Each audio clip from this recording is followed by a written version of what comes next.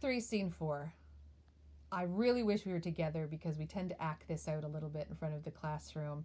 We've got a lot of crazy going on. This is where ghosts appear. There's blood, there's insanity, there's chaos. Oh, this is a favorite scene of mine. A hall in the palace. A banquet is prepared. Lady Macbeth, it is really their first big dinner party. He has become king. A lot probably rides on this, their hospitality, them displaying their power. Let's see how it goes. Oh, and there's also a bit of explaining to do about royalty. When he says this first line, you know your own degree, sit down, at first and last the hearty welcome. There's a lot of etiquette when it comes to royal dinners. Even currently, if the Queen of England is having a dinner party, people come and they sit according to their station in life. Maybe it's their rank, maybe it's their title. And even now, no one eats until the Queen starts eating. And when the Queen is finished eating, everyone is finished eating. So she probably has a lot of pressure to make sure that she works at a comfortable pace. But if she wants to be quick and not keep company, she can eat quickly, and then everybody's out. These are the elements that Macbeth is saying. He's trying to be quite friendly. You know where you sit. Let's everybody come and be welcome, and I don't have to remind you. And they're quite thankful at this welcome. Thanks to your majesty. Ourself will mingle with society and play the humble host. Our hostess keeps her state, and in best time we will require her welcome. Pronounce it for me, sir, to all our friends, for my heart speaks they are welcome. So now off to the side, you can almost see Macbeth noticing them, and at the corner of his eye, the murderer comes to the door to give him a report, and he has to sort of be talking to his guests as well as kind of slide over to that door. See, they encounter thee with their heart's thanks. Both sides are even. Here I'll sit in the midst, in the middle. So he's looking at the table. He's saying that all down the length of the table, equal amount of people are at each side. He's going to sit in the middle of them. Maybe at the head of the table, as in my imagination anyway. Maybe it's in the middle of the table. If the table is long, he could sit with people on either side of him. He's going to be in the middle. Be large in mirth. Mirth being happiness, that outgoing nature. It's a party. It's a lovely dinner party. It's not serious. He wants there to be lots of good food and drink. Anon will drink and measure the table round. And now off to the side where no one else can hear him but the murderer, there's blood upon thy face. 'Tis Banquo's then. 'Tis better thee without than he within. So it's better that his blood is on your outside than in his inside. Is he dispatched? My lord, his throat is cut. That I did for him. Thou art the best of the cutthroats. Yet he's good that did the like for Fleance. So it's even better if someone has cut Fleance's throat. If thou didst it, thou art the nonpareil, that no one is equal to you, if, indeed, you also kill Fleance. Most royal Sir, Fleance is escaped. And Macbeth has this aside, even aside away from the murderer. Then comes my fit again. I had else been perfect. Whole as the marble, founded as the rock, as broad and general as the casing air, but now I am cabined, cribbed, confined, bound into saucy doubts and fears. But Banquo safe? Safe, of course, opposite, he's safely dead. I, my good lord, safe in a ditch he bides, with 20 trench gashes on his head, the least a death to nature. Thanks for that, there the grown serpent lies. The worm that's fled hath nature that in time will venom breed. No teeth for the present. Get thee gone. Tomorrow we'll hear ourselves again. Now Lady Macbeth is stuck alone, hosting all of these gentlemen. She has to carefully remind her husband that it is a party after all. My royal lord, you do not give the cheer. So again, until the Queen starts eating, nobody can, and it's the same here. Until he has toasted and allowed everybody to start nibbling and drinking, nobody can. The feast is sold that is not often vouched, while 'tis a making 'tis given with welcome. To feed were best at home. So until you allow everybody to enjoy themselves, they may as well be eating at their table at home. Come on now. From thence the sauce to meat is ceremony, meeting were bare without it. So let's get on with the program here, dear. Now you'll notice the stage direction that the ghost of Banquo now sits in Macbeth's place. He doesn't notice it right away, but you will see when he does. So he does start to give the cheer. Of course, my dear. Sweet remembrancer. Now good digestion, weight on appetite, and health on both. So he's now given the chair, and they ask him to sit so they can all sit and eat. May it please your highness, sit. Here had we now our country's honoured roofed, were the graced person of our Banquo present, who may I rather challenge for unkindness than pity for mischance. So, the only person missing is Banquo. I wish you were present here, to grace us with his presence. His absence, sir, lays blame upon his promise. Please it your highness to grace us with your royal company. So, it's Banquo's problem he's not here. Let's not keep us waiting. You can sit, sir, and start our party. Here is a place reserved, sir. So here is where you should sit. And now I'm assuming they're looking at this empty chair of His Highness where Macbeth should sit. They're all asking for him to sit down. Macbeth doesn't see an empty seat. Where? Here, my good lord. What is it that moves your highness? Because what he saw was this bloody ghost. Which of you have done this? What, my good lord? Thou canst not say I did it. Never shake the gory locks at me.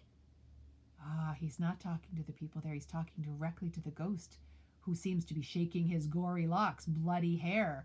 He's shaking his head at Macbeth. Ross senses something is wrong. Gentlemen, rise. His Highness is not well. Lady Macbeth makes a quick excuse. I don't know if this is better or not.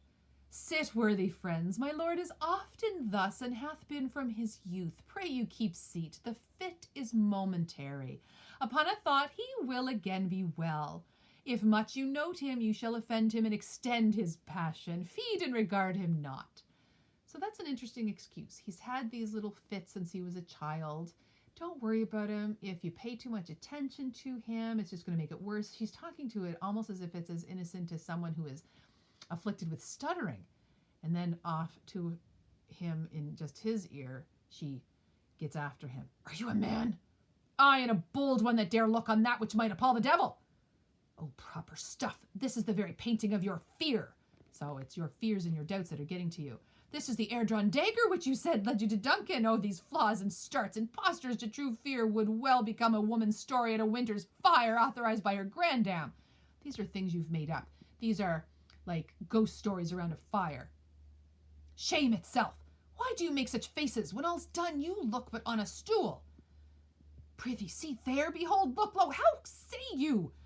Why, what care I, if thou canst nod, speak too. So now he's not addressing Lady Macbeth, he's addressing the ghost again. If you can nod and you can shake your head, why aren't you talking to me? If charnel houses and our graves must send those that we bury back, our monuments shall be the maws of kites. So the charnel houses, the bone houses, the graves, here they are. They're sending their dead back. What? Quite unmanned in folly? If I stand here, I saw him. Fie, for shame. Blood hath been shed ere now in the olden time, ere humane statute purged the gentle wheel. Aye, and since 2 murders have been performed, too terrible for the ear. The time has been that when the brains were out, the man would die, and there an end. But now they rise again with 20 mortal murders on their crowns, and push us from our stools. This is more strange than such a murder is.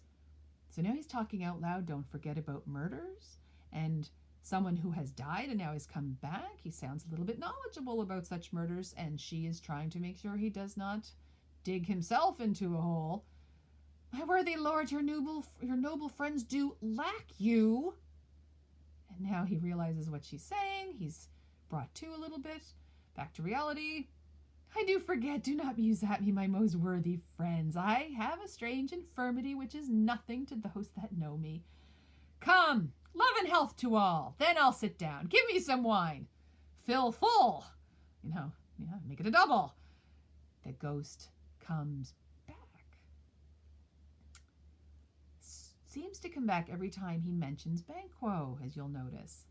I drink to the general joy of the whole table, and to our dear friend Banquo, whom we miss. Would he were here. To all in him we thirst, and all to all. And of course, they all raise their glasses, our duties, and the pledge. And he notices the ghost again, and look at the exclamation mark, starts carrying on again. Avaunt, and quit my sight! Let the earth hide thee, thy bones are marrowless, thy blood is cold, thou hast no speculation in those eyes, which thou dost glare with.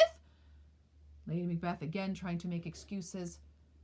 Think of this, good peers, but as a thing of custom. 'Tis no other, only it spoils the pleasure of the time. What man dare? I dare. Approach thou like the rugged Russian bear, the armed rhinoceros, or the Hyrcan tiger. Take any shape but that, and my firm nerves shall never tremble.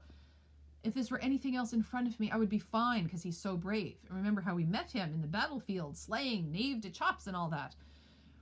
But it looks like Banquo all bloody, and he can't seem to take it. Or be alive again, and dare me to the desert with thy sword. Just be alive again. Challenge me to a duel. I'll be fine. If trembling I inhabit, then protest me the baby of a girl. Hence, horrible shadow, unreal mockery, hence! Poof, ghost is gone. Why, so being gone, I am a man again. Pray you, sit still. You have displaced the mirth. Broke the good meeting with most admired disorder. She is not happy with her husband. Can such things be and overcome us like a summer's cloud without our special wonder? You make me strange even to the disposition that I owe, when now I think you can behold such sights and keep the natural ruby of your cheeks when mine is blanched with fear. So he's looking around at the lady, at other people. You aren't pale as a ghost from having seen a ghost? Wow, you're looking at me like I'm strange. You all look fine. I don't understand how you couldn't have blanched at the sight of this. What sights, my lord? I pray you speak not. He grows worse and worse. Questions enrages him. At once, good night. Stand not upon the order of your going, but go at once. Good night and better health attend his majesty. A kind good night at all. So she gets rid of them because something is terribly off here, and she doesn't want him getting in any trouble, but also she doesn't want all of her new subjects to think of him as this sort of lunatic. And now he's left to contemplate it with her. It will have blood, they say. Blood will have blood. Stones have been known to move and trees to speak.